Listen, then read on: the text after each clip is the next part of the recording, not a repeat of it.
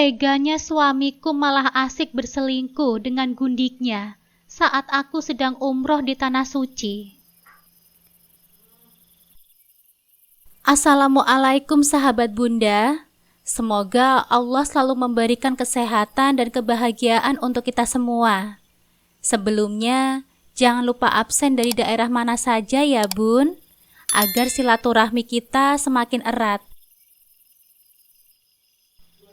Jam di ponsel menunjukkan pukul 2 dini hari di Mekah. Namun mataku masih enggan terpejam. Kakiku lelah menempuh tawaf dan sa'i. Tapi hati ini terasa ringan, dipenuhi kekusyukan. Ini adalah kesempatan langka, panggilan dari Allah, dan aku tidak ingin menyia-nyiakan sedikit pun.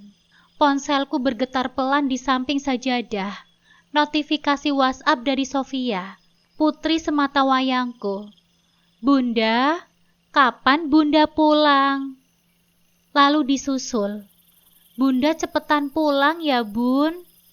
Dan tak lama kemudian, Bunda, kenapa lama sekali sih di Mekah? Aku melirik sekilas, senyum kecil tersungging di bibirku. Anakku memang penakut, pasti sekarang merasa kesepian di rumah. Padahal ada ayahnya. Aku tahu dia merindukanku, sama seperti aku merindukannya. Pikirku nanti saja setelah selesai ibadah aku membalasnya. Toh tidak ada yang perlu dikhawatirkan. Aku sudah memasang CCTV tersembunyi di kamarnya. Rekaman itu akan memberitahuku segalanya. Apa yang membuatku resah, apa yang dia lakukan, semuanya akan terungkap saat aku pulang nanti. Untuk sekarang, biarkan saja. Dia hanya anak-anak. Aku kembali menunduk, melanjutkan lantunan zikir. Konsentrasiku kembali pada Baitullah, pada kerumunan jamaah yang juga mencari ridhonya. Tak berapa lama kemudian, ponselku bergetar lagi. Kali ini lebih intens. Pesan masuk lagi dari Sofia. Aku menghela nafas. Sepertinya putriku ini benar-benar tidak bisa tidur. Aku tahu aku harus membalasnya, tapi aku ingin menyelesaikan ibadahku dulu. Aku menarik nafas dalam-dalam, mencoba mengabaikannya lagi. Namun getaran di ponselku tidak berhenti. Aku mendesah pelan. Kenapa dia tak juga berhenti? Ini sangat mengganggu sekali. Aku mencoba memaksa diriku untuk tidak peduli, untuk terus fokus. Bunda, ayah marah-marah terus. Bunda, Via takut Bunda. Ayah gak mau nemenin Via tidur. Via malah disuruh tidur sendirian di kamar Bunda. Bunda, ayah itu lebih memilih temani tante daripada Via. Aku mengerjap. Tanganku refleks menggenggam erat ponselku. Dadaku terasa sesak. Tante? Siapa yang dimaksud Sofia itu? Apa itu Gea? Adiknya Mas Hanan? Dia kan memang sering datang ke rumah. Adiknya itu memang sangat manja. Selalu minta apa-apa sama Mas Hanan. Ah, anak kecil memang begitu. Lagi pula, Sofia memang akhir-akhir ini semakin sulit dikendalikan. Anak umur 8 tahun mana tahu soal urusan orang dewasa. Gumamku pelan, mencoba menenangkan diriku. Suamiku bukan orang seperti itu. Dia imam yang baik, selalu sabar, selalu setia. Aku percaya padanya. Tidak mungkin Mas Hanan berani macam-macam. Apalagi sikap romantisnya yang membuatku semakin cinta dengannya sebelum aku berangkat umroh. Aku menggeleng cepat, mengusir keraguan yang sempat menyelinap. Aku kembali menatap Ka'bah di hadapanku. Fokus Nuri, fokus. Ini waktu kamu untuk mendekatkan diri pada Allah. Tapi entah kenapa, setelah itu, setiap aku menutup mataku, justru bayangan Sofia yang muncul, ketakutan, amarahnya. Kalimat terakhirnya terus terngiang-ngiang. Bunda, ayah itu lebih memilih temani tante daripada Via. Aku menarik nafas panjang, mencoba menetralisir sesak yang entah kenapa terasa menumpuk di dadaku. Sofia pasti salah paham. Mas Hanan itu sangat penyayang. Dia terlalu baik untuk melakukan hal seperti itu. Dan lagi, Gea itu adiknya. Pasti Sofia hanya cemburu karena merasa kurang diperhatikan. Aku kembali menutup layar ponselku, meletakkannya jauh dari sajadahku. Hatiku berusaha tenang. Ini di tanah suci, tempat yang suci.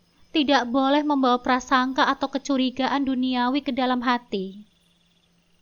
Aku menengadah, air mataku mengalir pelan. Kali ini bukan karena rindu rumah, tetapi karena rasa bersalah pada Allah. Sudah 15 hari berlalu sejak aku tinggalkan rumah. Hari ini, pesawat yang membawaku dari tanah suci akhirnya mendarat mulus di bandara. Tubuhku terasa lelah, tapi hatiku terasa hangat.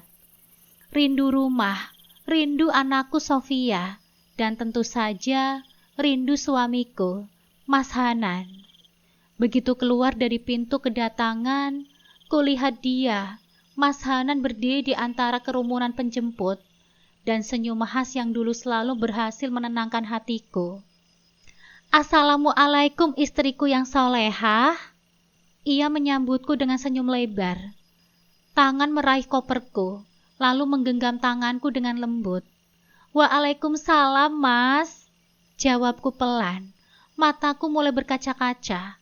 Sejenak, semua prasangka yang sempat memenuhi benakku seperti menguap begitu saja. Mas Hanan memelukku dengan erat, pelukan yang sangat hangat, erat, dan menenangkan.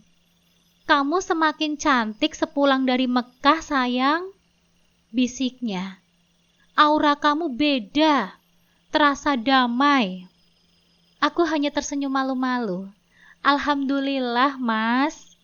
Saat kami melangkah keluar bandara, dia membukakan pintu mobil, membiarkanku masuk lebih dulu. Di dalam mobil, suasana romantis masih terasa. Tangannya tak melepaskan jemariku. Sesekali dia mencium punggung tanganku, sambil bertanya bagaimana pengalamanku di tanah suci. Sofia bagaimana, Mas? Tanyaku akhirnya, mencoba santai meskipun hatiku was-was.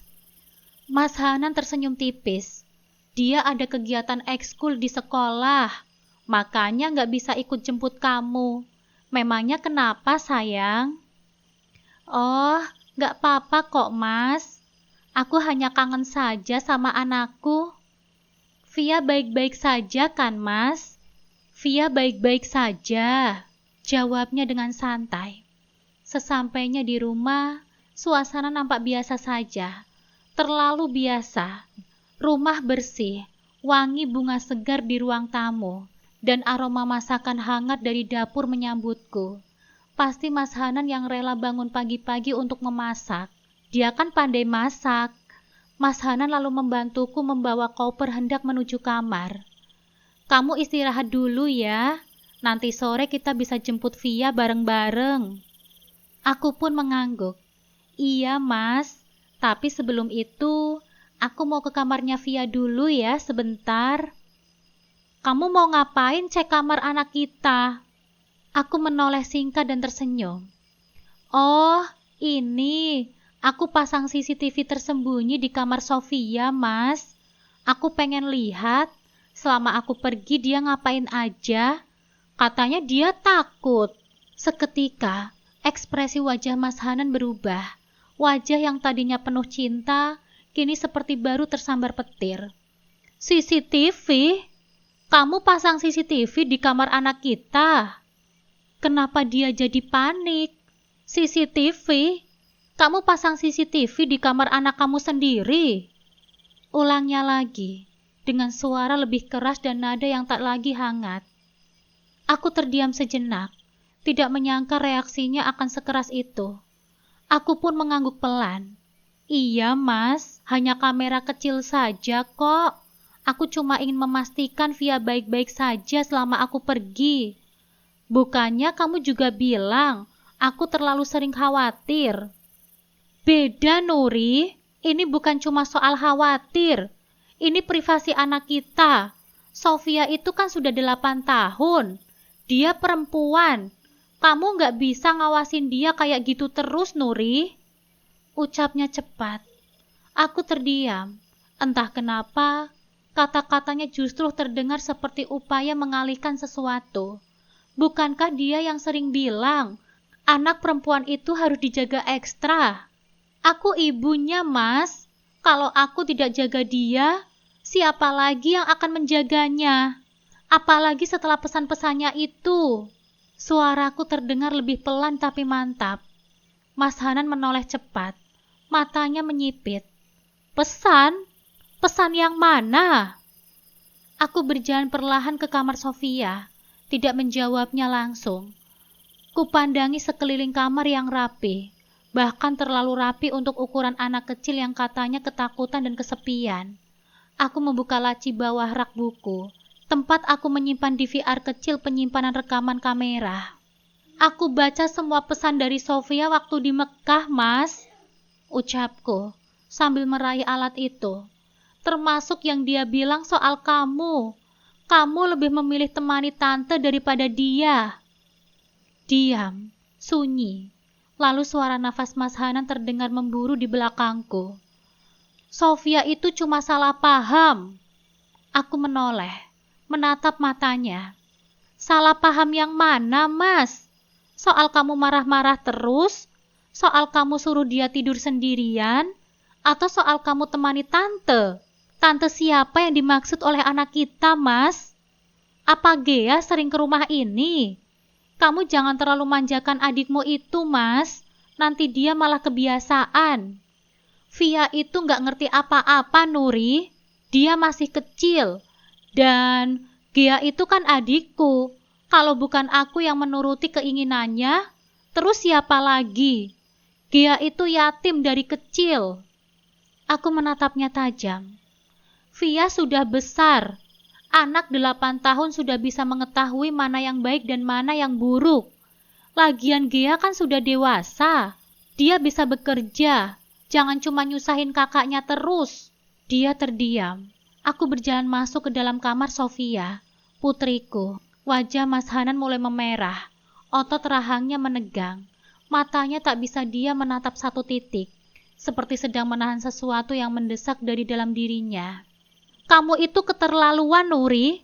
Pasang CCTV tanpa sepengetahuanku. Bahkan aku, suamimu yang tidak tahu soal ini. Kamu pikir yang kamu lakukan ini benar? Apa jangan-jangan kamu juga pasang CCTV di semua sudut rumah ini? Aku terkejut. Ini pertama kalinya dia bicara seperti itu kepadaku. Enggak, Mas. Cuma di kamar Via saja. Sebab aku ingin memantau perkembangan anakku itu, Mas. Mas Hanan menggeleng kasar. Ekspresi wajahnya berubah jadi campuran antara marah, panik, dan takut. Kamu sudah keterlaluan, Nuri. Kamu tahu tidak? Ini bisa dianggap pelanggaran. Bahkan polisi saja harus pakai izin untuk memasang kamera tersembunyi. Aku menatapnya lurus. Tapi aku kan bukan polisi, Mas. Aku ini ibu dari Sofia, anak kita. Dan aku punya naluri. Hatiku tidak tenang waktu membaca pesan-pesannya, Mas. Itu bukan cuma geretakan anak kecil. Itu teriakan minta tolong. Ia melangkah cepat ke arahku dan mencoba hendak mencari DVR kecil. Di mana DVR-nya? Kasih ke aku sekarang, Nuri. Kamu itu kenapa sih, Mas? Kamu takut ya? Bukan begitu, Nuri. Kamu tidak bisa main rekam-rekam begitu saja. Itu bisa disalahgunakan. Disalahgunakan? Atau kamu takut isi rekamannya menunjukkan sesuatu yang selama ini kamu sembunyikan dari aku? Astaghfirullahalazim, Nuri. Bentaknya. Suaranya menggelegar memenuhi kamar Sofia. Kamu menuduhku macam-macam. Cuma karena omongan anak kecil dan satu kamera murahan itu. Aku terdiam, tapi aku tidak mengendur. Nafasku bergetar. Aku tidak menuduhmu, Mas. Aku cuma ingin tahu saja. Kalau memang kamu tidak salah, kenapa kamu harus sefrontal ini? Atau kamu teledor menjaga anak kita? Dia terdiam sejenak, tapi sorot matanya seperti binatang buas yang sedang merasa terpojok. Karena aku merasa dihianati, Nuri. Aku capek urus anak dan rumah selama 15 hari. Tapi yang kamu bawa malah kecurigaan dan kamera tersembunyi itu. Jangan drama kamu, Mas. Aku cuma ngecek kondisi anak kita saja selama ini. Kenapa kamu jadi emosi? Aneh banget. Kulangkahkan kakiku meninggalkan Mas Hanan, menuju meja belajar kecil Sofia di pojok kamar. Tempatku menyimpan DVR kecil itu. Kuraih benda itu. Lalu aku berjalan menuju kamar dan meraih laptopku. Kupasang kabel DVR ke pos USB. Dan layar laptop langsung menyala dengan folder berisi deretan tanggal. Mas Hanan berdiri membatu, tidak lagi bicara. Tapi aku tahu, nafasnya memburu. Tiba-tiba, dia melangkah cepat ke arahku dan menggenggam tanganku dengan kedua telapak tangannya yang hangat. Nuri, please. Please, Nuri. Jangan dulu buka apa-apa. Aku rindu sama kamu. Aku butuh pelukan hangat kamu, sayang. Nadanya berubah jadi lembut. Matanya menatapku seolah aku satu-satunya tempat bergantungnya. Kamu baru pulang dari tanah suci. Wajah kamu teduh sekali. Aura kamu bikin aku adem, Nuri. Tolong, jangan rusak semuanya sekarang ya. Aku cuma pengen peluk kamu, tidak lebih. Tangannya mengusap lenganku perlahan, seolah ingin mengalihkan fokusku dari DVR yang masih aku genggam erat. Aku nyiapin semuanya untuk kepulangan kamu, sayang. Rumah, bunga, masakan, semuanya ini demi kamu. Tidak bisakah kita duduk dulu, ngobrol dari hati ke hati, kayak dulu, Nuri? Tapi aku tetap diam, sebab mataku menangkap gelagat yang tidak biasa, gugup, seperti seseorang yang tahu waktunya hampir habis. Tanganku masih memegang alat rekaman itu dengan erat. Mas, kamu jangan lebay. Aku cuma ingin tahu keadaan anak kita saja.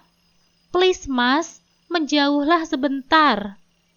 Wajahnya menegang lagi, dan kali ini tidak ada senyuman, tidak ada rayuan, hanya ketakutan dan diam yang semakin panjang.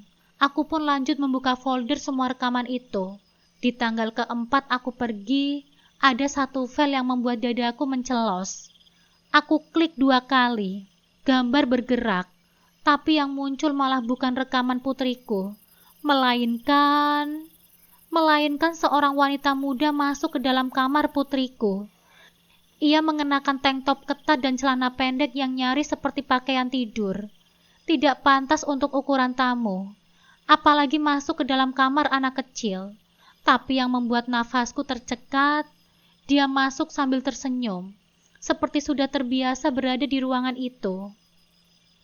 Ia duduk di ranjang Sofia, membetulkan bantal, merapikan selimut, lalu mengacak-ngacak rambutnya sendiri di depan kamera, seolah tahu tidak ada orang yang melihatnya. Beberapa detik kemudian, "Siapa dia, Mas? Siapa dia, Mas?" sergahku sebelum memutar semua video itu. Namun, brak! Laptop disenggol oleh Mas Hanan hingga terjatuh. Tiba-tiba Mas Hanan menyenggol meja tempat laptopku berada. Laptop itu jatuh ke lantai. Layar memudar gelap seketika. Suara benda terbanting memecahkan kamarku. Suara benda terbanting memecah kamarku. "Mas, apa yang kamu lakukan?" teriakku. Wajahku pucat dan jantungku berdebar keras. Mas Hanan pura-pura panik, jongkok dan mengambil laptop yang kini sudutnya sudah penyok. "Maafkan aku, Nuri. Aku kaget tadi. Aku pikir ada kecoa lewat." "Kecoa? Atau kamu panik karena aku mulai melihat rekamannya?" Aku merebut laptop itu dari tangannya. "Siapa dia, Mas?" tanyaku. Suaraku bergetar dan dingin seperti es. Dia menunduk, tubuhnya mulai berkeringat. "Jawab, Mas. Siapa wanita itu? Kenapa dia masuk ke dalam kamar anakku? Pakai baju kayak gitu lagi. Dan kamu muncul di belakangnya." Kalian ngapain aja di kamar Sofia, Mas? Mas Hanan memejamkan mata, menunduk, lalu membuka mulutnya untuk menjawab. Mas Hanan menghela nafas berat, tangannya bergetar saat menyentuh dahinya. Ia berdiri perlahan, lalu bersandar ke dinding kamar, seolah tubuhnya kehilangan tenaga. Nuri, dengarkan aku dulu. Itu bukan seperti yang kamu pikirkan. Aku mencengkram laptop yang layarnya kini telah retak di ujungnya. Tapi file video masih tersimpan. Hatiku mendidih, tapi aku ingin tahu sejauh mana dia akan mencoba berdusta. Jadi apa? Desakku. Dia itu siapa, Mas? Dia menelan ludah. Pandangannya berkelit, tidak berani menatap mataku. Dia temannya Gea, katanya akhirnya. Namanya Adele. Dia sering ke rumah bareng Gea. Dia juga sering main ke rumah ini. Teman? Aku nyaris tertawa. Teman macam apa yang pakai baju tidur begitu dan masuk ke dalam kamar anak kecil tanpa izin? Dan kamu ada di sana juga, Mas? Itu karena memang cara berpakaiannya seperti itu, Nuri. Aku menggeleng, pelan tapi tajam. Jadi kamu yang memang sengaja suruh Gea untuk bawa temannya ke sini? Dia masuk ke dalam kamar anak kita dengan baju seperti itu. Jangan bodohi aku, Mas. Sofia sendiri bilang kamu lebih memilih temani tante daripada menemani dia. Sekarang ternyata tantenya itu ternyata teman Gea. Begitu. Mas Hanan akhirnya menatapku. Wajahnya bukan lagi bingung, tapi panik. Tetapi dia tetap mencoba bertahan di balik kebohongan setipis tisu. Nuri, aku lelah. Kamu pergi 15 hari. Aku sendirian urus semuanya. Aku tidak mau ribut, Nuri. Kalau kamu pikir aku selingkuh, aku bisa jelasin semuanya. Tapi tolong, jangan menuduhku kayak gini di depan anak kita nanti, Nuri. Aku melangkah mendekat, berdiri tepat di hadapannya. Mas, aku nggak menuduhmu, tapi kalau kamu membiarkan wanita masuk ke dalam rumah ini dengan pakaian seperti itu, apa itu namanya, Mas? Mas Hanan terdiam, tidak bisa membantah. Aku mengangkat laptopku, masih dalam genggaman. Namanya juga anak muda, Nuri. Gea juga anak muda. Tapi nggak gitu-gitu amat pakaiannya. Baiklah, aku akan lihat semua file ini satu persatu. Dan kalau aku menemukan satu saja bukti tambahan bahwa kamu itu bohong, aku akan pastikan hari itu juga kamu bukan lagi suamiku. Jangan buat masalah, sayang. Kita nikmati masa berakhir LDR-an kita saja. Aku sudah rindu banget sama kamu. Dia mulai mendekapku, tapi aku menepisnya dengan kasar. Rasa curigaku lebih besar dari rasa rinduku. Aku gak nafsu sama kamu, Mas, sergahku. Jemariku lalu menelusuri touchpad laptop yang layarnya sudah retak. Meski sudutnya penyok, file video itu masih bisa dibuka. Aku klik kembali rekaman yang tadi sempat tertunda, lalu melirik ke arah pintu. Mas Hanan berdiri di sana, mematung, wajahnya pucat seperti mayat hidup. Satu tarikan nafas, aku tekan tombol play. Gambar mulai bergerak, suara samar terdengar. Adele, perempuan bertubuh mungil dengan pakaian minim itu, masuk ke dalam kamar anakku. Ia tertawa pelan, lalu duduk di ranjang Sofia, membetulkan bantal seolah ruangan itu miliknya. Aku semakin penasaran, kenapa dia bisa membereskan tempat tidur anakku. Bunda sudah pulang?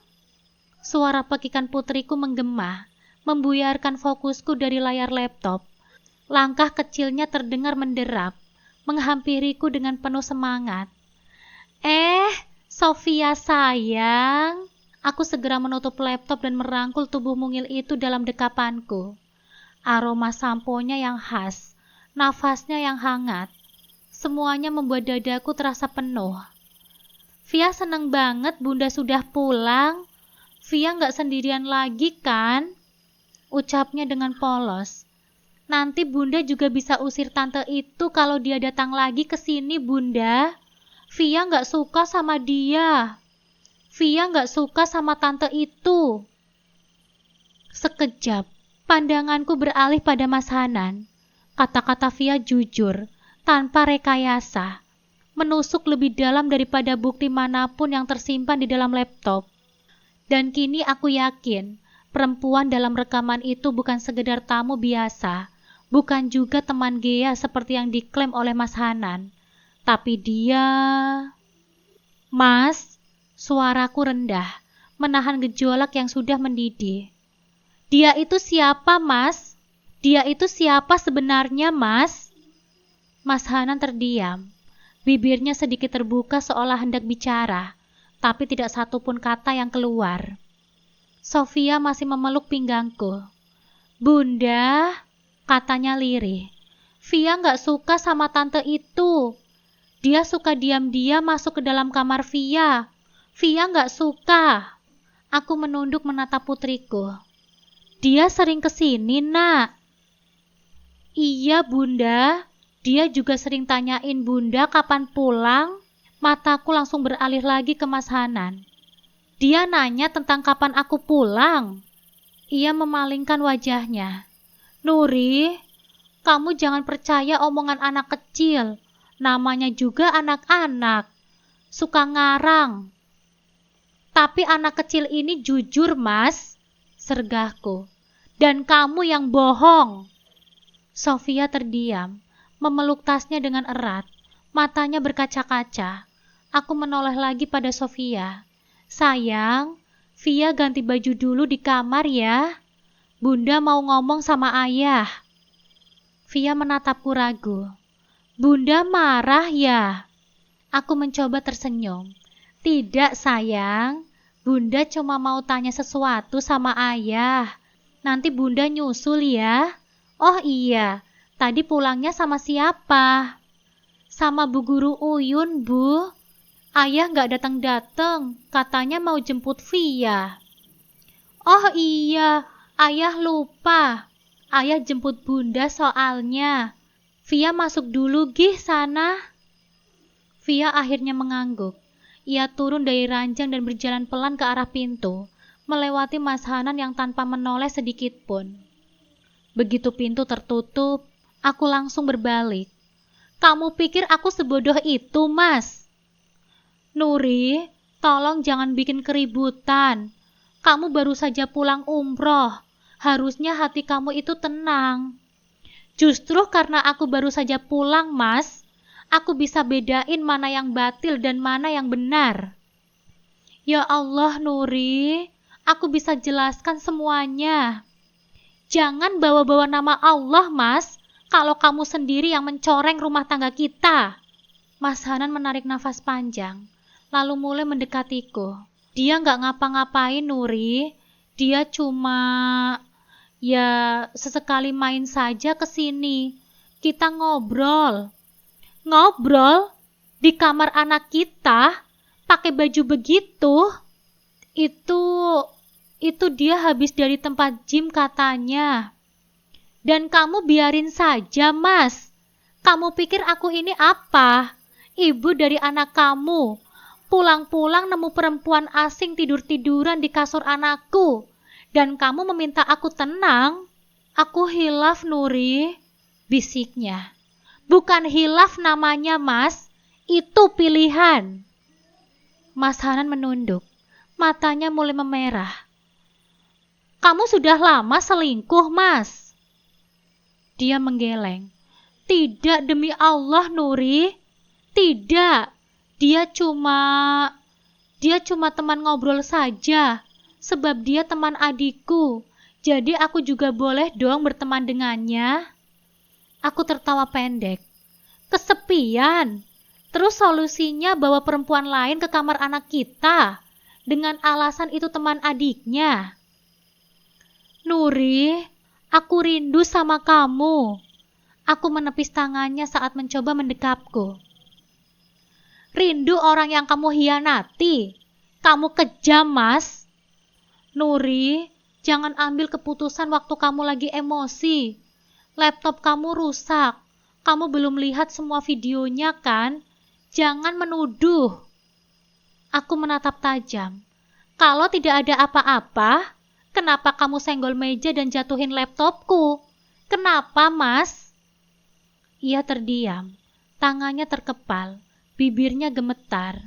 Aku sudah lihat semuanya, Mas. Dia masuk ke dalam kamar Sofia.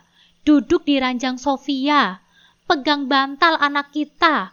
Tertawa-tawa sendiri. Dan kamu muncul di belakangnya.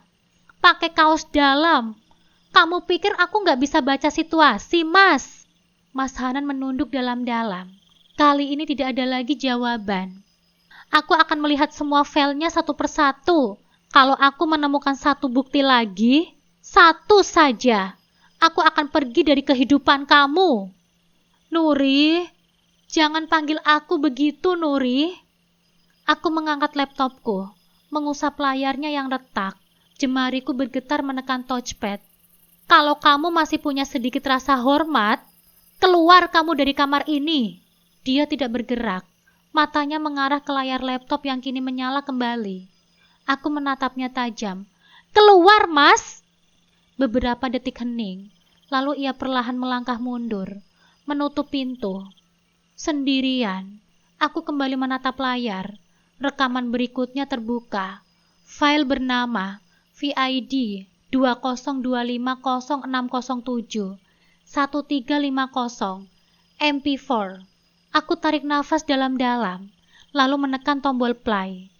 Baru saja aku membukanya kembali, jemariku bergetar cepat di touchpad, mempercepat durasi video. Detik-detik awal hanya menampilkan Adel yang mondar-mandir di kamar Sofia, duduk, berdiri, menyisir rambutnya dengan jemarinya, seolah kamar itu adalah miliknya sendiri.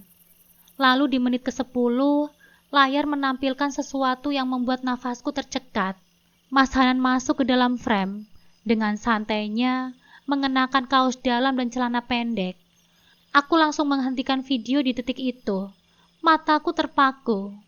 Astagfirullah. Aku mematung. Mataku terpaku pada layar. Suamiku, laki-laki yang kusebut imam dalam rumah tangga ini, berjalan mendekat ke arah ranjang Sofia. Ke arah perempuan itu. Adel tersenyum padanya. Senyum yang terlalu akrab, terlalu berani. Masya Allah, nafasku tercekat. Suaraku serak nyaris tak terdengar. Di layar, Mas Hanan duduk di sisi ranjang. Terlalu dekat, terlalu nyaman. Tangannya sempat terulur, menyentuh rambut Adel. Aku mencakar bibirku sendiri, menahan isakan. Suara dalam video terus bergulir. Aku cuma mau bantuin kamu, Mas. Suara Adel pelan tapi terdengar jelas. Kamu capek sendirian ngurus rumah ini. Aku cuma pengen bantuin kamu. Kamu sudah bantu banyak. Suara Mas Hanan. Mual rasanya. Jemariku bergetar di atas touchpad. Pandanganku kabur karena air mata. Tapi aku tetap memaksa menatap layar. Adel menunduk. Lalu dia menyandarkan kepalanya ke bahu Mas Hanan. Suamiku tidak menepis. Astagfirullah. Aku menutup mulutku sendiri. Tubuhku menggigil. Suaraku tercekat di tenggorokan. Tapi pikiranku berteriak. Kamu tega, Mas. Di kamar anak kita. Dan di tempat Sofia tidur setiap malam. Video terus berjalan. Tidak ada pelukan, tidak ada ciuman, tapi semuanya sudah lebih dari cukup. Jarak tubuh mereka, bahasa tubuh, sorot mata, keleluasaan mereka di ruangan itu, di rumahku sendiri. Aku menghentikan video itu, layar berhenti di frame yang memperlihatkan mereka berdua. Duduk bersisihan. Dunia seolah milik mereka berdua. Tangisku pecah, pelan, namun terus mengalir, seperti luka lama yang dibuka paksa. Aku tidak sanggup lagi menekan tombol apapun. Tidak untuk sekarang. Tanganku mengepal. Hati ini rasanya retak. Ini belum semuanya. Bisikku pada diriku sendiri. Aku akan melihat semua rekaman ini sampai akhir, dan kalau semua yang aku takutkan terbukti, aku menatap pintu kamar yang tertutup dengan rapat. Maka berakhirlah semuanya, Mas. Namun rasa penasaranku lebih besar. Aku lalu melanjutkan mencari semua video rekaman di laptopku. Lalu aku menemukan rekaman itu lagi. Kemarin sebelum aku pulang, di waktu pagi, saat anakku pergi ke sekolah. Dan di rumah ini hanya ada mereka berdua. Aku menutup mulut, menahan suara tangis, tapi aku belum mematikan videonya. Aku butuh melihat, butuh bukti, butuh tahu seberapa jauh dia telah menghancurkan kepercayaanku. Beberapa detik kemudian, sosok Mas Hanan pun muncul. Jelas, wajahnya, bahunya, tangannya yang menyentuh punggung wanita itu. Mereka berdua berdempetan, berbisik, dan tertawa. Tubuhku mulai panas. Detik demi detik bergulir, dan video itu berubah menjadi mimpi buruk. Aku menatap layar tanpa bisa berkedip. Tangan Mas Hanan mulai meraba lalu menarik Adel ke dalam pelukannya. Mereka bercumbu di sana, di atas ranjang Sofia, ranjang anakku. Lalu mereka... Ya Allah, mimpi apa aku? Tubuhku melemas, nafasku tercekat, air mataku mengalir begitu saja, tanpa isak. Lalu, bruk, laptop itu jatuh dari pangkuanku, menghantam lantai, seperti hatiku yang ikut remuk bersamanya. Aku memegangi dadaku, terasa sesak, dunia seperti gelap. Pintu masa lalu dan masa depan sama-sama runtuh di hadapanku. Hanya ada suara nafasku yang kacau dan jejak video yang terus menghantui. Sedetik kemudian, pintu kamar kembali terbuka. Mas Hanan masuk menemuiku. Nuri, kamu kenapa sayang? Diam kamu, Mas! Aku berteriak. Suaraku keras, mengguncangkan ruangan. Dingin, penuh dengan luka. Aku berdiri, menatapnya dengan tajam. Mata sembabku kini membara. Kamu jangan sok-sokan polos dan sok lugu, Mas. Kamu bawa perempuan ke kamar anak kita. Kamu sentuh dia di ranjang Sofia. Dan kamu masih bertanya aku kenapa? Aku mundur selangkah. Aku hilaf, Nuri. Aku nggak tahu harus bagaimana waktu itu. Hilaf? Aku tertawa, tawa getir penuh luka. 1 jam, Mas. 1 jam. Durasi kalian berdua. Dan kamu bahkan kelihatan tidak takut melakukannya. Kamu menikmatinya, Mas. Kamu seperti binatang. Itu aku... Dia masih terbata. Mulai hari ini, kamu keluar dari rumahku. Ini rumahku, bukan rumah kamu. Ia mencoba menyentuh lenganku, tapi aku menepisnya sekuat tenaga. Pergi kamu, Mas. Sekarang juga, sebelum aku benar-benar kehilangan kendali. Nuri, aku hilaf. Maafkan aku, Nuri, karena kamu pergi terlalu lama. Sanggahnya dengan bodoh. Apa? Karena itu alasan kamu selingkuh. Kamu tidak bisa menahan dirimu, Mas. Aku menyesal, Nuri. Maafkan aku. Anggaplah aku membeli wanita itu. Dan kamu memaafkan aku. Lagian mana mungkin aku bisa suka dengan wanita semacam itu, Nuri. Dia cuma aku buat tempat lampiasan nafsu belaka. Aku juga melakukannya baru 1 atau 2 kali saja. Tidak sering, Nuri. Anggaplah aku cuma jajan sedikit. Please, maafkan aku, sayang. Plak, plak, plak. Suara tamparanku membelah udara. Telapak tanganku mendarat keras di pipinya yang kini memerah. Dia terhuyung sedikit. Tangannya refleks menyentuh sisi wajahnya yang barusan kutampar. Kamu tidak punya otak, Mas. Suaraku gemetar. Penuh air mata, penuh amarah, dan merasa jijik. Kamu pikir aku ini apa? Istrimu ini apa untuk kamu, Mas? Dia menunduk, bibirnya gemetar. Aku hilaf, Nuri. Aku tidak bisa mikir waktu itu. Aku... Dia cuma tempat pelampiasanmu, teriakku. Berarti kamu stres, Mas. Padahal kamu punya otak, punya hati, punya istri, dan juga punya anak. Tapi kamu malah tidur sama wanita lain. Aku cuma butuh pelampiasan pada saat itu. Pada saat kamu pergi. Plak! Satu tamparan lagi mendarat di pipinya. Aku pergi untuk ibadah, untuk mendoakan keluarga kita. Dan kamu malah merusak rumah tangga ini dengan dosa. Dia menahan nafas, tidak lagi membalas. Matanya mulai basah, tapi aku tak peduli. Kamu menjijikan, Mas, dan kamu tidak pantas tinggal di sini lagi, di rumahku. Aku mendorong tubuhnya ke arah pintu. Keluar kamu, Mas. Keluar sekarang juga. Keluar sebelum aku benar-benar gila dan melakukan hal yang tidak pernah kamu bayangkan. Nuri, kamu tidak bisa seenaknya mengusir aku dari rumah ini. Ini rumahku. Aku yang membelinya. Dan kamu sudah mengotori rumahku. Aku membuka pintu kamar dengan kasar. Ambil barang-barangmu. Bawa tubuh najismu itu keluar dari hadapanku. Sebelum aku menambah tamparan ketiga. Tidak, Nuri. Memang kamu yang membeli rumah ini. Tapi jangan lupa, aku adalah kepala rumah tangga yang berhak mengatur semuanya. Berhak? Berhak dari mana, Mas?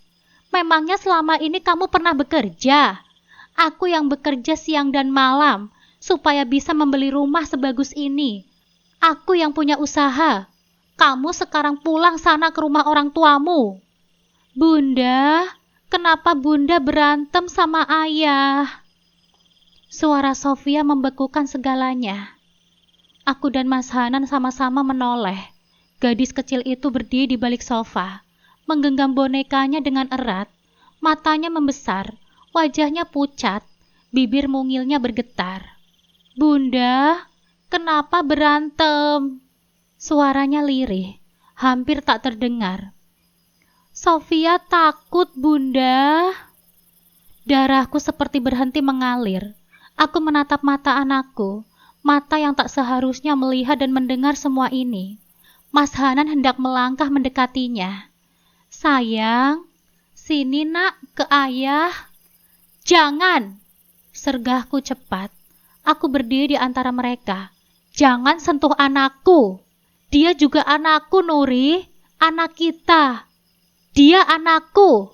Bentakku lagi. Tapi bukan anak dari laki-laki pengkhianat yang tega melanggar semua batas. Kamu sudah kehilangan hak untuk menyebut diri kamu sebagai ayah. Sofia mulai menangis pelan. Tangis bingung yang mencabik-cabik jiwaku lebih dalam dari apapun. Aku berlutut di hadapannya. Sayang, Via sayang, maafkan Bunda ya nak.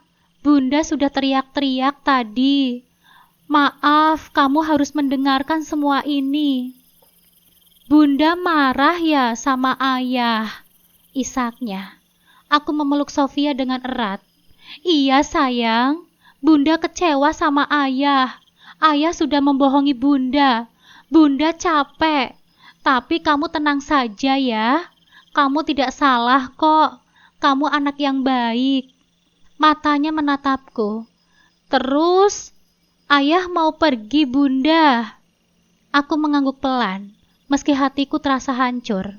Iya sayang, untuk sementara saja, karena ayah sudah bikin rumah ini tidak nyaman untuk kita. Sofia menangis lagi, kali ini lebih kencang. Ia memeluk leherku dengan erat, seperti takut aku juga akan menghilang. Mas Hanan berdiri membatu, wajahnya memucat. Nuri, tolong jangan begini, Nuri. Kamu bisa benci aku, tapi jangan larang aku untuk bertemu dengan anakku. Aku menatapnya penuh luka. Kamu harus tahu akibat dari pilihan kamu itu, Mas. Kamu sudah bermain perempuan di sini, di rumah ini, di kamar anakmu, di kasur tempat Sofia tidur. Aku berdiri, masih menggendong Sofia yang terisak di bahuku. Mulai hari ini, kamu keluar dari rumah ini. Aku akan bicara sama pengacara. Kita selesai. Kamu kehilangan aku. Dan kalau kamu masih punya sisi nurani, jangan ganggu Sofia dulu. Dia butuh ketenangan. Aku akan jelaskan semuanya nanti, saat waktunya sudah tepat. Mas Hanan melangkah mundur, menunduk dalam. Bibirnya gemetar, tapi tidak ada lagi yang keluar. Dia tahu, semuanya sudah runtuh. Ia mengambil jaket dan dompetnya, lalu melangkah menuju pintu depan. Sesaat sebelum keluar, ia menatapku sekali lagi. Aku menyesal, Nuri. Sungguh aku menyesal.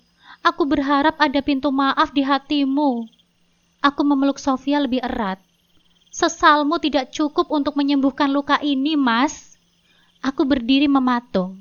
Di pelukanku, Sofia masih menangis, dan kali ini aku menangis bersamanya. Ayah, jangan tinggalin Via, Ayah. Rengek putriku yang semakin membuatku tersayat. Shh, diam, bentakku. Via tahu, ayah pasti dimarahi bunda karena ayah selalu bersama Tante Adele. Via pernah melihat ayah dipeluk sama Tante Adele karena dikasih HP baru. Kata tante HP itu mahal. Kalau nggak salah, HP iPhone kata tante. Apa? iPhone? Mataku langsung menatap tajam ke arah Mas Hanan. Aku berdiri dan berjalan mendekatinya. Kurang ajar kamu, Mas. Berani-beraninya kamu memakai uangku untuk membiayai pelacur itu. Itu uangku, Nuri.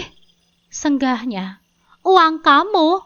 Sejak kapan kamu punya uang? Dasar benalu. Apalagi yang sudah kamu berikan kepada wanita itu? Ayo ngaku. Enggak ada, Nuri.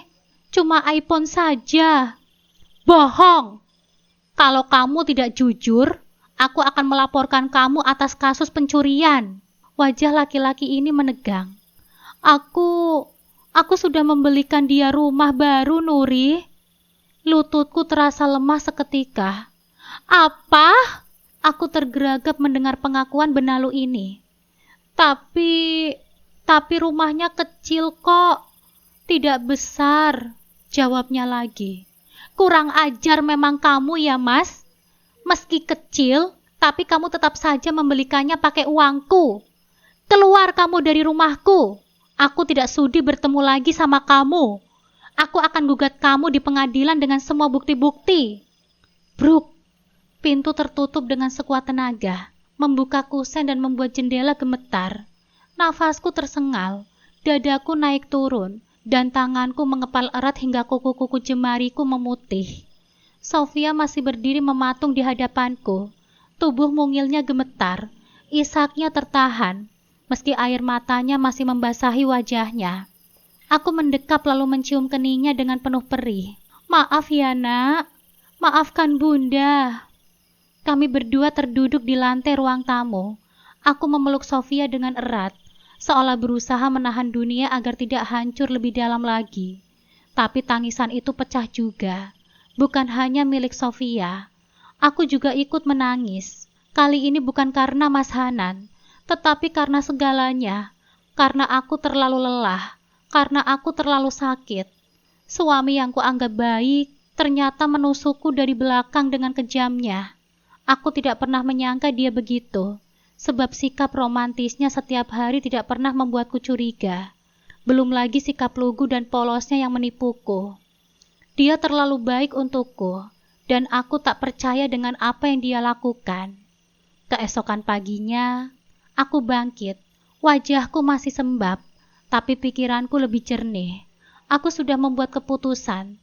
Tangisan tak bisa menyelamatkan masa depanku, apalagi menyembuhkan luka anakku. Aku menatap cermin. Nuri yang kusaksikan hari ini bukan perempuan lemah yang hanya bisa memeluk kehancuran. Aku sudah cukup terluka, dan sekarang waktunya berdiri dengan tegak. Saat Sofia masih tertidur, aku mengetik pesan kepada Gea, adik iparku. Gea, aku butuh bantuanmu. Kamu tahu rumah Adel di mana? Tidak lama kemudian, centang 2 berubah biru, tapi tidak ada balasan. 10 menit, 15 menit, 20 menit. Masih tidak ada jawaban.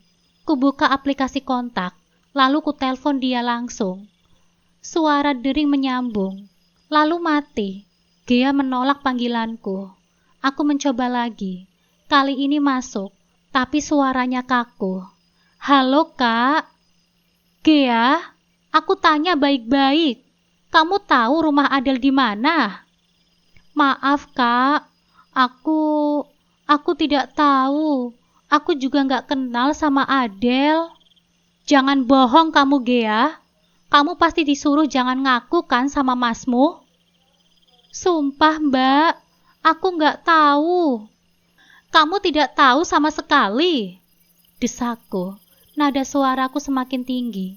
Kamu kan adiknya. Kamu yang paling dekat sama masmu. Kalian pasti tahu kalau aku mengusirnya dari rumahku. Dan asal kamu tahu saja ya, aku juga akan memenjarakan masmu atas tuduhan pencurian. Aku juga kaget, Mbak. Aku baru tahu soal kalian tadi malam. Ucap Gea pelan. Aku kira kalian baik-baik saja. Padahal hari ini aku dan ibu akan ke rumah Mbak untuk meminta oleh-oleh dari Mekah. Karena Mbak baru pulang umroh. Tapi ya nggak jadi. Aku menutup mata, menahan amarah. Baik, kalau kamu tahu nanti, kamu akan kasih tahu aku kan? Kamu boleh datang ke rumah dengan ibumu.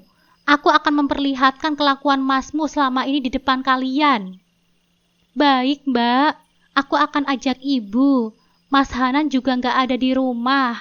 Asal Mbak tahu saja ya, ibu juga marah dan mengusir Mas Hanan pergi dari rumah ini tadi malam. Tapi, aku ada bukti chat Mas Hanan. Aku ambil diam-diam. Nanti aku akan berikan ke Mbak Nuri ya. Bukti? Serius kamu? Iya Mbak, nanti aku ke sana. Entah kenapa aku terharu mendengar cerita adik iparku itu. Iya Gea, kamu datang saja sama ibumu sekarang. Iya Mbak, oke deh, datanglah segera. Klik, aku tutup teleponnya. Aku berjalan ke arah meja kerja. Kupandangi laptopku yang sudah sedikit rusak akibat laki-laki itu. Lalu ku buka browser. Ku coba cari informasi tentang Adel lewat akun media sosial, tapi aku tidak menemukannya. Aku lalu menyusuri setiap jejak digitalnya, membuka folder laporan keuangan usaha penjualan pakaian, dan menyisir rekening koran terakhir yang sempat ku akses. Dan disitulah aku melihatnya, transfer rutin setiap bulan, 5 juta ke rekening atas nama Adel Prameswari. Mataku membelalak. Kamu pikir aku tidak bisa mencari tahu, Mas? Gumamku penuh dendam. 5 juta? Untuk apa? Apakah itu cicilan rumah yang dia maksud? Ataukah untuk pesangon? Jadi sudah berapa lama mereka berhubungan? Tanganku mulai tercekat. Kupastikan untuk menyimpan bukti transferan itu. Aku akan mencetak semuanya. Bukan hanya untuk perceraian, tetapi juga untuk menyelamatkan hak anakku. Untuk menuntut semua yang Mas Hanan ambil dariku. Bel pintu berbunyi. Ku genggam kuat ponselku sebelum membukanya. Begitu daun pintu terbuka, Gea berdiri di sana dengan wajah tegang. Di sebelahnya, Bu Nur Hayati, ibunya Mas Hanan berdiri dengan ekspresi muram. Matanya sembab, seperti baru saja menangis. Nuri, menantu ibu. Sontak ibu langsung mendekap erat tubuhku dengan tangisannya. Aku yang berusaha kuat langsung menjatuhkan air mataku. Tidak tahan dengan suara tangis ibu mertuaku. Kenapa kalian jadi begini, nak? Tanya beliau lagi. Kita bicara di dalam saja ya, Bu. Ujarku kemudian. Keduanya melangkah masuk. Suasana ruang tamu seketika dipenuhi aura dingin dan sunyi. Hanya detak jam dinding dan hembusan kipas angin yang terdengar. Ibu masih terisak dengan tangis sendu sedan saat duduk di sofa. Berkali-kali beliau mengusap air mata dengan ujung jilbabnya. Aku yang duduk di samping ibu mertuaku lantas memeluknya kembali. Bu, sudahlah Bu, semuanya sudah menjadi bubur. Dan maaf, aku tidak bisa memaafkan kesalahan anak ibu. Raungan tangis ibu mertuaku semakin menjadi-jadi. Ibu minta maaf ya nak. Ibu minta maaf kalau anak ibu salah. Tolong, kembalilah hidup seperti dulu lagi. Aku tidak bisa, Bu. Kesalahan Mas Hanan sangatlah fatal. Dia sudah selingkuh, Bu. Di kamar anakku sendiri. Mereka... Suaraku tercekat menahan tangis. Ibu tidak tahu harus bilang apa. Tapi ibu mohon sama kamu, Nuri. Maafkanlah dia. Maafkan suami kamu. Tidak bisa, Bu. Maaf, aku akan menggugat Mas Hanan. Aku akan bercerai. Balasku dengan ketegaran. Gea, mana bukti chat itu? Bawa ke sini. Lanjutku menatap adik iparku. Ini Mbak. Gadis 19 tahun ini lalu menyerahkan ponselnya kepadaku. Aku pun membuka galeri ponsel Gea, lalu mencari foto percakapan Mas Hanan. Gambar pertama aku baca, seketika membuat jantungku tersentak hebat.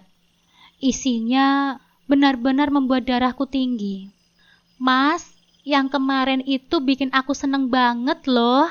Besok-besok ketemu lagi ya, tapi santai saja, jangan buru-buru. Iya, kamu memang bikin aku gak bisa berhenti kepikiran. Aku ketagihan dan aku suka banget. Hehehe, makasih ya Mas. Tapi jangan lupa soal iPhone yang kamu janjikan besok itu. Tenang saja sayang, datang aja lagi. Istriku kan belum pulang dari umroh. Oke, tapi suruh Via tidur di ruanganmu ya Mas. Takutnya istri kamu masang kamera tersembunyi. Siap sayangku. Astagfirullah, memalukan sekali. Pekiku tak tahan. Lanjut slide sebelahnya lagi Mbak. Ada bukti si Adel minta uang. Aku lalu menggeser kembali gambar berikutnya. 5 juta sudah aku transfer ya Beb. Buat beli seblak. Kamu datang lagi sekarang. iPhone sudah aku belikan. Berikan sentuhan terbaik yang tidak pernah istriku lakukan ya. Kenapa nggak di rumahku aja sih Mas? Bukankah sudah dibelikan sama Mas sendiri? Jangan, nanti anakku cari aku. Besok aja aku tinggal di rumah yang sudah aku belikan kalau istriku sudah pulang. Sekarang kamu ke rumahku aja ya. Oke deh, siap. Aku sudah bawakan tisu ajaib untuk Mas. Biar aku makin... Hahaha, cepetanlah datangnya. Aku sudah gak sabar nih. OTW. Sudah Gea, aku gak mau lagi buka pesannya. Ucapku lirih, menahan getar di dada saat menyerahkan ponsel milik adik iparku. Sampai sini saja, aku sudah cukup remuk. Gea menatapku iba. Mas Hanan memang tidak punya hati, Mbak. Aku yang cuma dengar saja, rasanya pengen nangis. Aku menunduk. Mata ini terasa panas, tapi air mata seolah beku. Luka ini terlalu dalam. Aku harus tahu rumah yang dia belikan diam-diam itu. Sekarang juga. Aku mau lihat sendiri tempat dia menyembunyikan pengkhianatannya. Gea mengepalkan tangannya. Aku bakal bantu Mbak. Aku akan lacak dari nomor itu. Kita bongkar semuanya sekarang juga, Mbak. Aku mengangguk, meski leher ini rasanya berat. Aku mau lihat seberapa jauh dia sudah menghabiskan hartaku demi wanita lain. Tidak lama kemudian, Gea sibuk mengetik sesuatu di ponselnya. Wajahnya terlihat tegang, sementara aku duduk mematung di tepi sofa. Tanganku mengepal di atas pahaku. Dada ini terasa sesak, seolah ada batu besar menindihku. Ketemu Mbak, ujar Gea pelan. Lokasinya nggak jauh dari sini, masih satu kota. Aku menoleh cepat. Kamu yakin Gea? Gea mengangguk. Ini data dari situs jual beli properti. Nomor itu pernah dipakai untuk transaksi rumah. Aku mencocokkan dengan akun medsos yang sama. Ada fotonya juga, Mbak. Ia menunjukkan layar ponselnya kepadaku. Aku menatap foto rumah itu lama. Rumah kecil, tapi bersih dan rapi. Ada tanaman hias di depan pintunya, dan sepasang sendal perempuan di teras. Sendal itu jelas bukan milikku. Sialan, bisikku. Air mataku akhirnya jatuh juga. Dia beneran serius sama perempuan itu. Mbak yakin mau ke sana sekarang? Tanya Gea pelan. Aku mengangguk tanpa ragu. Aku mau melihat langsung. Kalau perlu, aku dobrak pintunya. Biar dia tahu, istri yang dia buang itu jauh lebih baik daripada sampah yang dia pungut. Gea bangkit berdiri. Ayo Mbak, aku yang nyetir. Kita bikin dia gak bisa tidur malam ini. Gea, Nuri. Suara ibu mertuaku semakin lirih. Raut wajahnya penuh kekhawatiran. Tenang saja, Bu. Aku hanya meminta hartaku kembali. Aku tidak akan perlakukan anak ibu si Hanan itu dengan buruk. Ujarku lagi. Tapi nak, aku tidak menggubris perkataan ibu mertuaku. Aku menghela nafas dalam-dalam, lalu mengambil tasku. Kita berangkat, Gea. Kalau dia pikir aku cuma bisa nangis, dia salah besar. Aku akan merebut kembali hartaku. Matahari mulai naik tinggi saat mobil yang kami tumpangi menyusuri jalanan kota. Udara panas menyusup lewat celah-celah AC mobil yang tidak sanggup menenangkan gejolak di dadaku. Jam di dashboard menunjukkan pukul 11 siang. Di sampingku, Gea masih sibuk dengan ponselnya. Jemarinya cekatan menelusuri jejak digital perempuan sialan itu. Ini Mbak, akhirnya ketemu juga akun dan alamat asli Adele, katanya lirih. Ia menunjukkan layar ponselnya padaku. Sebuah akun Instagram dengan nama pengguna Adele Sweety terpampang jelas di sana. Di foto profilnya, perempuan itu berpose dengan bibir doer dan pakaian terbuka. Masih sangat muda, terlihat muda, seumuran dengan Gea tepatnya. Astagfirullah, nafasku tercekat. Dia bangga sekali ya jadi pelakor. Scroll ke bawah, Mbak. Dia pernah upload story soal rumah baru. Aku save dari akun fakeku, Mbak. Ujar Gea sambil menunjukkan sorotan story tertuliskan rumah baru. Kutekan lingkaran story itu. Muncul video berdurasi pendek. Adele berdiri di depan rumah mungil, bergaya manja di bawah teriknya matahari. Akhirnya punya rumah baru juga. Makasih ya Sugar Daddy. Cepetan beliin aku iPhone juga dong. Hehehe. Aku menahan nafas. Itu rumahnya. Aku mengenali pot bunga yang sama. Bahkan keset di teras itu bertuliskan Welcome my love. Membuatku hampir muntah. Next story-nya dia sempat tag lokasi, Mbak. Ujar Gea cepat. Perumahan Gria Alam Indah Blok C. Aku meraih tasku. Kita ke sana sekarang. Aku mau lihat dengan mata kepalaku sendiri rumah hasil dari darah dan keringatku. Siap, Mbak. Sahut Gea langsung mengarahkan mobil ke rute yang ditunjukkan oleh GPS. Sepanjang perjalanan, hatiku seperti dipalu. Bukan karena diselingkuhi, tetapi karena harta yang selama ini kuperjuangkan bersama suami ternyata digunakan untuk membeli rumah buat perempuan yang bahkan tidak tahu malu menyebut dirinya simpanan Sugar Daddy. Tidak butuh waktu lama. Sekitar 20 menit kemudian, kami telah tiba di depan gerbang perumahan yang bertuliskan Gria Alam Indah dengan huruf emas. Seorang satpam menghampiri mobil kami. Selamat siang, Bu. Ada yang bisa saya bantu? Kami mau ke Blok C, Pak. Rumah nomor 5. Sahut Gea dengan sopan. Satpam memeriksa buku tamu sebentar, lalu pun mengangguk. Silahkan masuk, Bu. Mobil perlahan menyusuri jalan perumahan yang rapi dan sunyi. Dan akhirnya, rumah itu pun muncul, sesuai di foto, cat krem pucat, pagar hitam setinggi pinggang, dan pot bunga gantung yang masih basah bekas disiram. Mobil berhenti. Aku hanya menatapnya dari balik kaca. Itu rumahnya, bisikku, nyaris tak terdengar. Dan Itu sandal jepit pink miliknya. Lalu di sebelahnya itu sandalnya Mas Hanan. Gea melirikku penuh simpati. Iya Mbak, itu sandalnya Mas Hanan. Mbak mau turun sekarang? Iya, aku akan turun. Kamu di sini saja tunggu aku supaya Mas Hanan gak marah-marah sama kamu. Baik Mbak. Aku menatap wajah adik iparku ini. Terima kasih Gea, ucapku penuh senyum. Dia pun membalas dengan senyuman. Yang sabar ya Mbak. Aku mengangguk pelan, lalu melangkah masuk ke dalam rumah yang gerbangnya tak terkunci ini. Pintu depannya terbuka, lalu kuputuskan untuk masuk saja. Jika aku memanggil, maka dia pasti akan tahu aku, lalu dia akan bersembunyi. Kuputuskan untuk masuk saja ke dalam rumahnya tanpa permisi.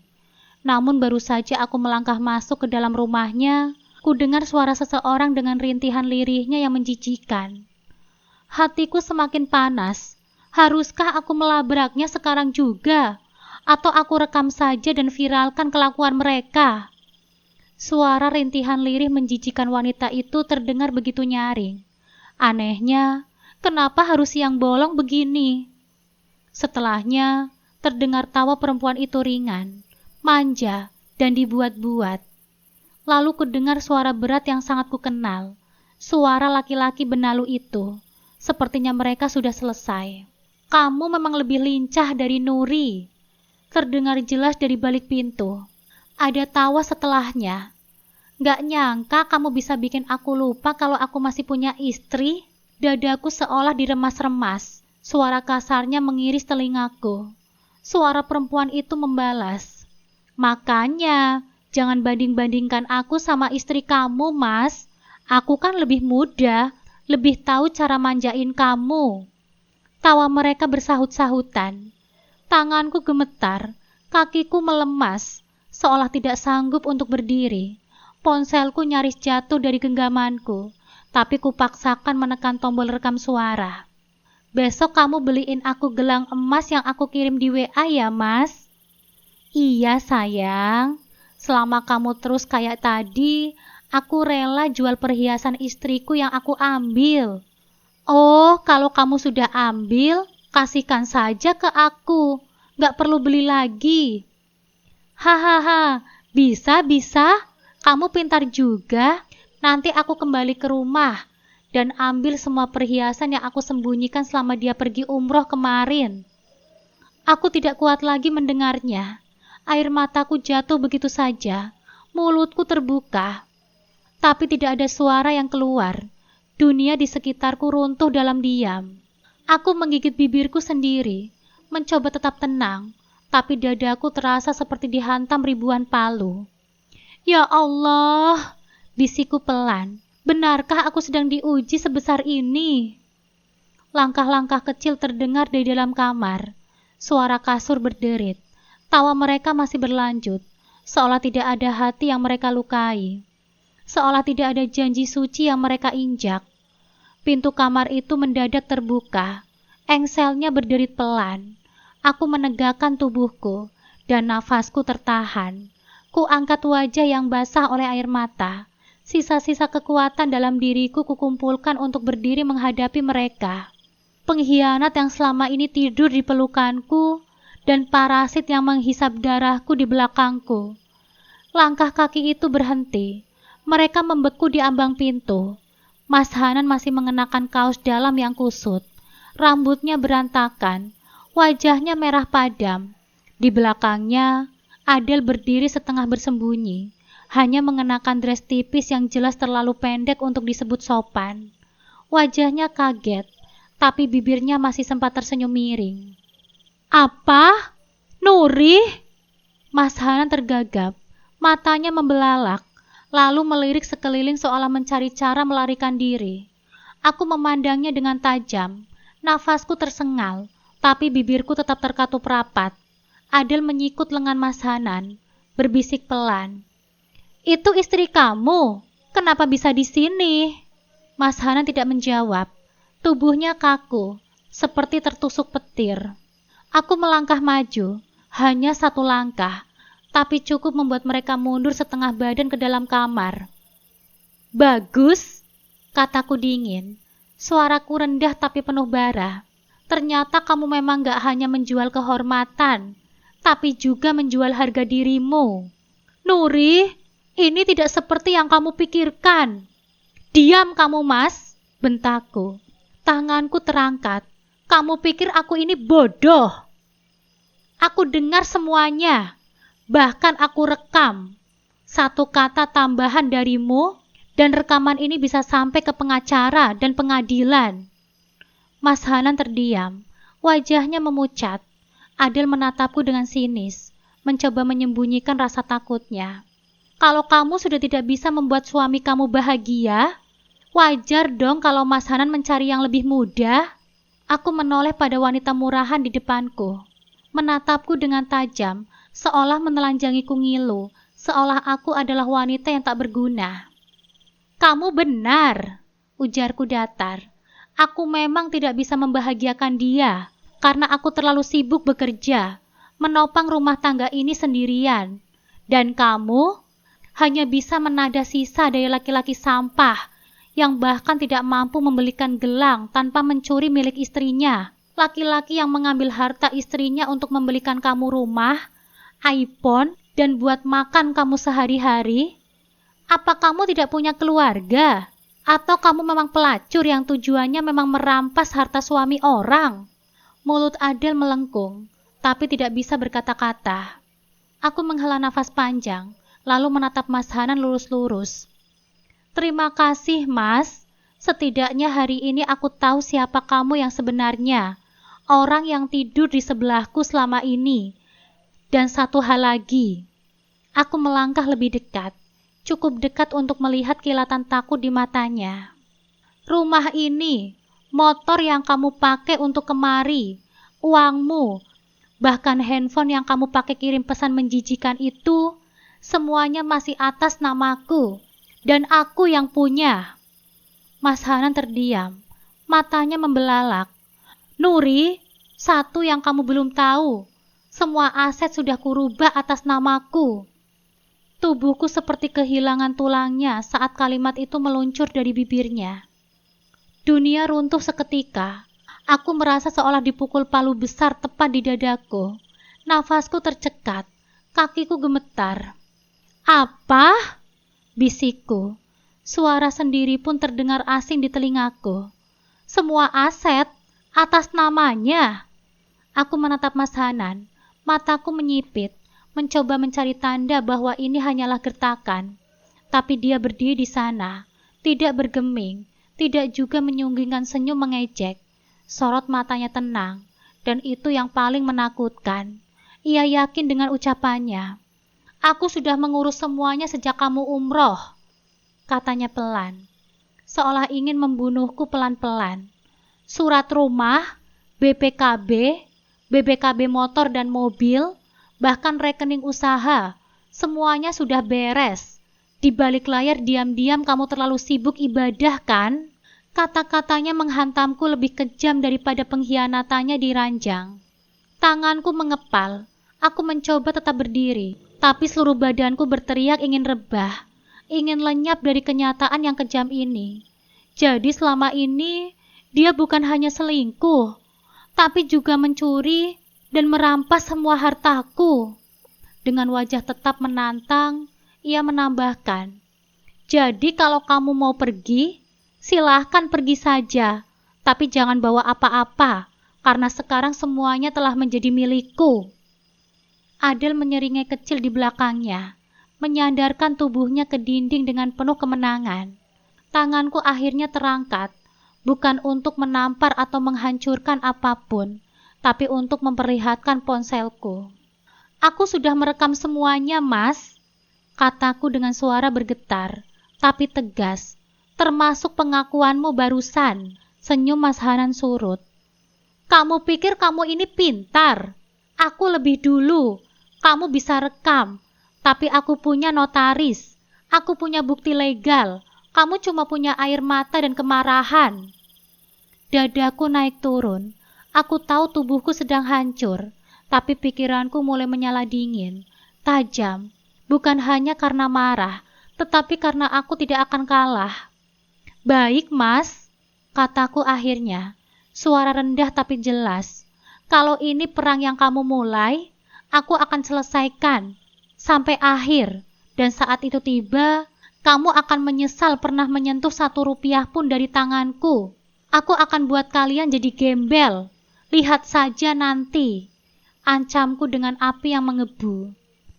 Memangnya kamu bisa apa? Ledeknya lagi. Aku punya pengacara yang handal dan mahal. Yang jelas aku akan kembalikan kamu ke asalmu. Dasar benalu miskin. Mas Hanan terdiam. Matanya menatapku seperti kosong, tapi bukan karena sedih, tetapi seperti tidak percaya aku bisa berdiri setegak ini. Adel yang tadinya menyeringai, kini menunduk sedikit, berpura-pura memainkan ujung rambutnya. Kemenangan mereka baru saja dipatahkan dalam 1 kalimat. Aku mendekat ke pintu, tangan kiriku membuka kunci, lalu kutarik daun pintu perlahan. Jangan pikir semua ini selesai, Nuri. Suara Mas Hanan akhirnya pecah. Pelan, tapi menyimpan ancaman. Aku tidak akan tinggal diam. Aku menoleh setengah. Silahkan saja, jawabku datar. Tapi jangan menangis nanti kalau aku balas lebih dari yang kamu bayangkan. Jangan sombong dulu. Adel menyela, suaranya ketus. Kalau kamu pintar, kamu jaga suamimu baik-baik dari awal. Aku menatapnya sebentar. Dan kalau kamu punya harga diri, kamu tidak akan jadi peliharaan suami orang demi iPhone dan emas. Dasar wanita murahan. Adel terdiam, wajahnya menegang. Mas Hanan menatapku dengan mata nyalang. Aku melangkah keluar, meninggalkan pintu terbuka lebar. Langkahku menyusuri teras. Udara luar lebih hangat dari dadaku yang dingin. Tanganku masih menggenggam ponsel. Rekaman itu masih menyala. Setiap kata mereka kusimpan. Akan aku gunakan. Bukan untuk balas dendam semata, tetapi sebagai bukti bahwa aku tidak akan membiarkan diriku diinjak-injak oleh siapapun. Nuri! Mas Hanan memanggil lagi dari dalam. Kamu pikir bisa hidup tanpa aku? Aku ini suami paling baik yang selalu mengalah sama kamu. Bahkan apapun yang kamu mau, selalu aku turuti.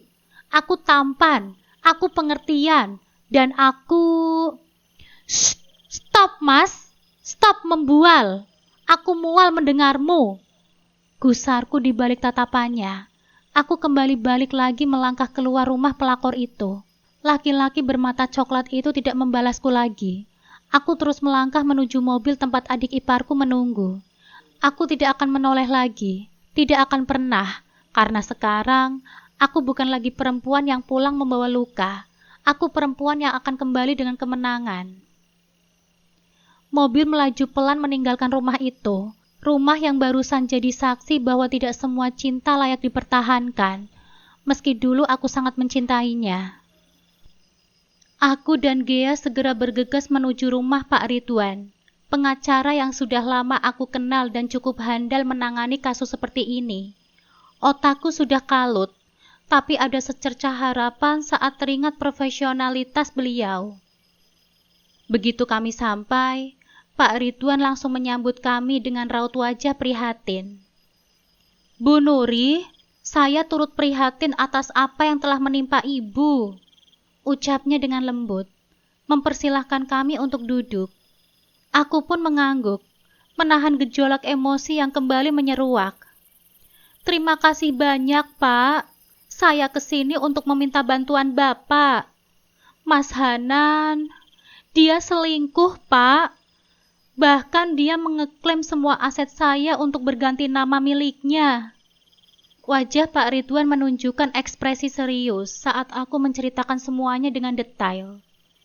Termasuk rekaman video dan chat Mas Hanan dengan perempuan itu. Ketika aku menyebut klaim kepemilikan aset, keningnya langsung berkerut. Begini Bu Nuri, jelasnya.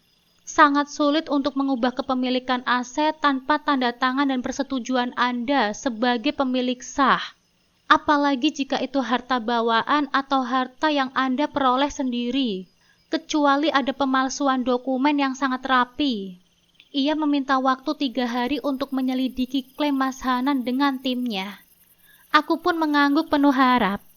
Selama menunggu, Pak Ridwan memintaku menyiapkan semua bukti perceraian, mulai dari rekaman CCTV, screenshot percakapan, hingga bukti transfer uang.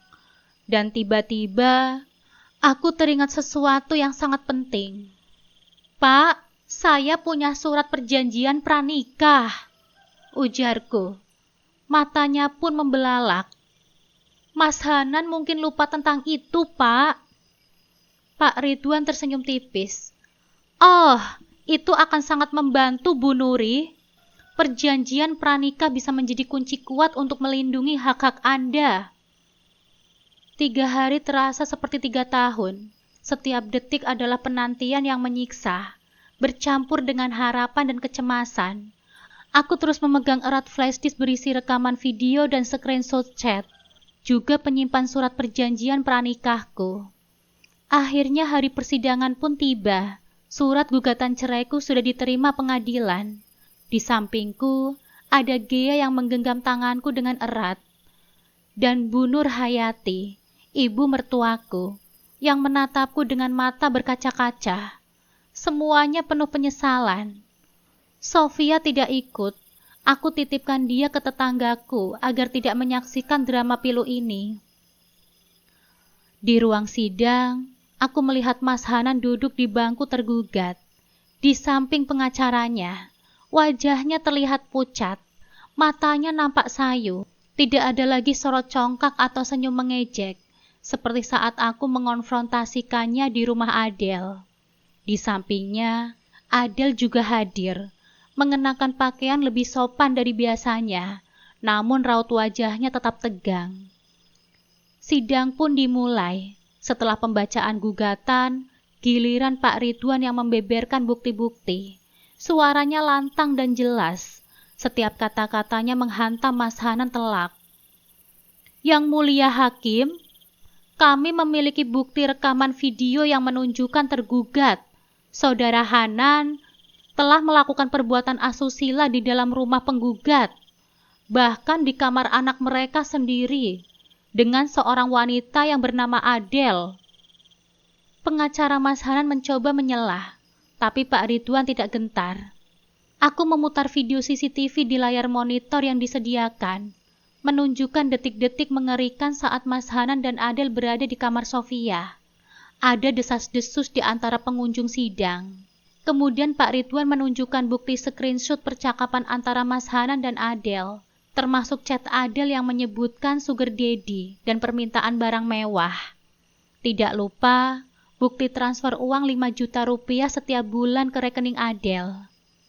Aku melihat Mas Hanan semakin menunduk, tidak berani untuk menatapku. Wajah Adel berubah menjadi sangat merah. Ia nampak gelisah. Dan yang paling penting yang mulia, lanjut Pak Ridwan, tergugat mengklaim bahwa seluruh aset milik klien saya, Saudari Nuri, telah ia ubah kepemilikannya menjadi atas nama tergugat. Namun setelah penyelidikan mendalam, kami menemukan bahwa notaris yang digunakan tergugat adalah notaris palsu. Dan semua dokumen perubahan nama tersebut ilegal dan tidak sah di mata hukum. Seketika suasana sidang menjadi hening. Pengacara Mas Hanan terlihat terkejut, berbisik-bisik pada kliennya. Mas Hanan mendongak, menatap Pak Ridwan dengan mata kosong, lalu beralih kepadaku dengan pandangan tak percaya. Tergugat juga tidak dapat membantah bukti surat perjanjian pranikah yang telah disepakati oleh dua belah pihak sebelum pernikahan, yang dengan jelas menyatakan pemisahan harta kekayaan. Tambah Pak Ridwan, menyerahkan salinan surat perjanjian itu kepada hakim. Aku merasa ada beban berat yang terangkat dari pundakku. Klaim Mas Hanan adalah kebohongan besar. Dia mencoba merampas segalanya, tapi kebenaran akhirnya terungkap juga. Saat hakim memberikan kesempatan kepada Mas Hanan untuk membela diri, dia hanya terdiam. Bibirnya gemetar, wajahnya memerah padam. Ia mencoba untuk berbicara, tetapi suaranya tercekat. Saya menyesal yang mulia. Saya hilaf, Yang Mulia. Hanya itu yang mampu keluar dari bibirnya. Hakim menatapnya dengan tajam.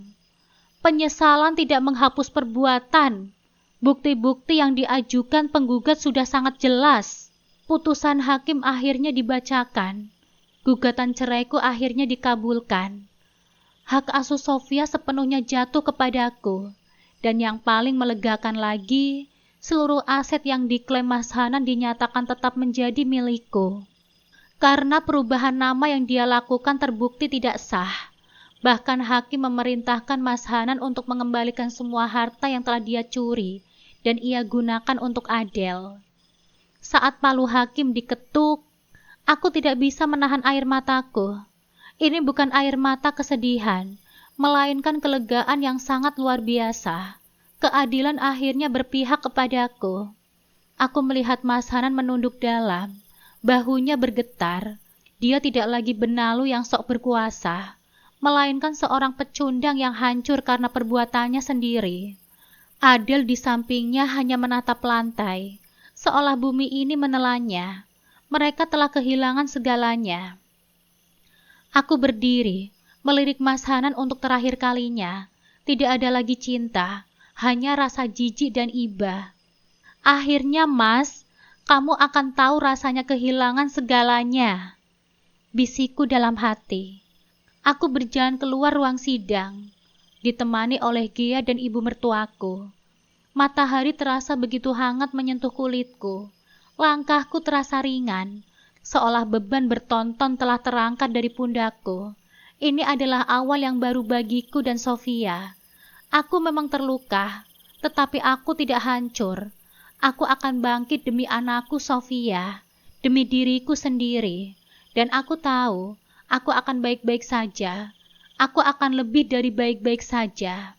Aku berhak atas semua kekayaanku termasuk hak asuh Sofia anakku.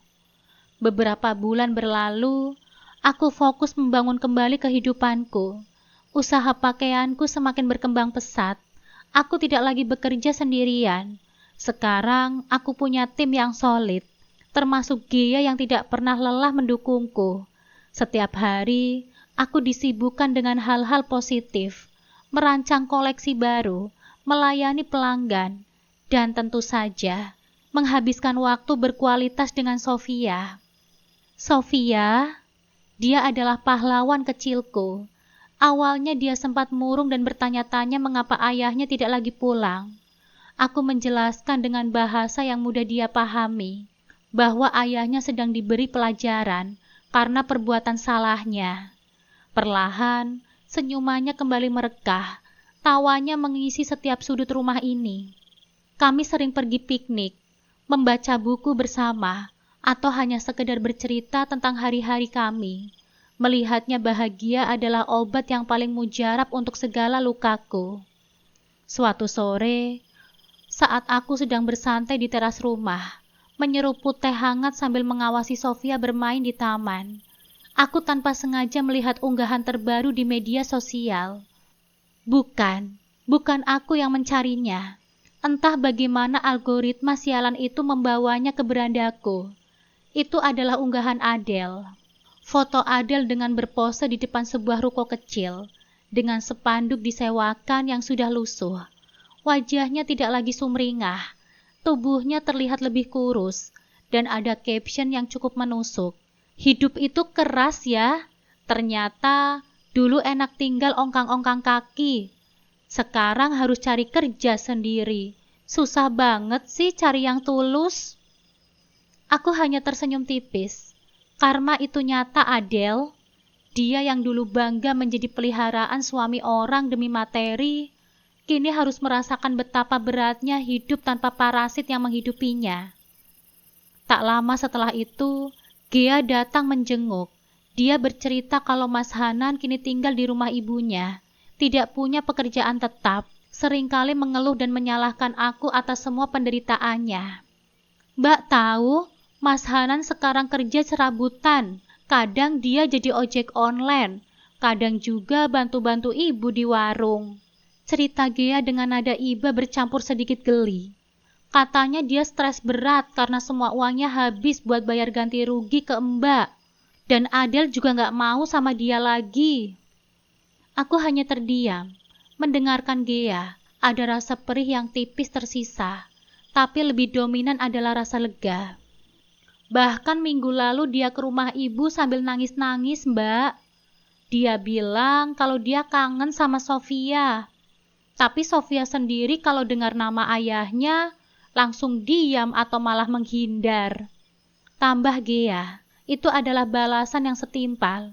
Dia yang mengeklaim sebagai imam, sebagai suami terbaik dan pengertian, ternyata adalah benalu yang tega mengkhianati istri dan mencuri hartanya demi wanita murahan.